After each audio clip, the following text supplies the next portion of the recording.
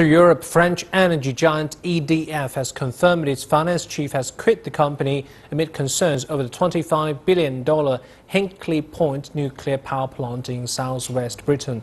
The project has been developed as a partnership between the French government-owned EDF and China's energy corporation CGN. The value of shares in the company have dropped more than 8% on news of the departure of the finance director.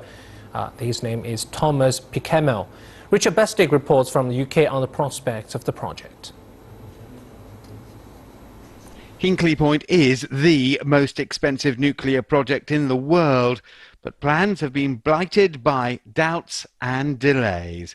Now, further concern as EDF's finance director, Thomas Pikemel, has departed, warning of an overbearing cash burden. EDF's share price has been dragged down by the company's heavy debts over the last 2 years.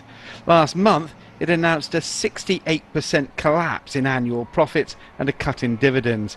EDF also has 2 other nuclear projects in France which are behind schedule and over budget.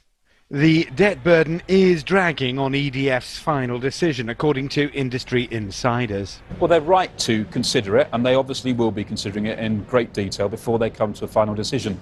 They obviously have to weigh up the investment with what the outcome of that investment will be and make a judgment. I think it's going to be very important that they do get to a decision soon. I think that's becoming more and more clear, and I hope then that decision enables Hinckley Point to get built and for power to be generated from there, because the UK needs it. A statement from EDF headquarters in Paris said the company would make a final investment decision on Hinckley Point, quotes, soon. That decision anticipated in April. As workers at Hinckley Point remain under starters' orders, the political momentum behind the project continues to be strong.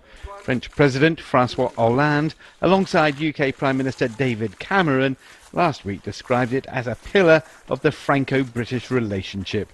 And the prestige of the project was guaranteed when China's President Xi Jinping put his name to the deal on a state visit last year, underwriting China's financial involvement of more than a third.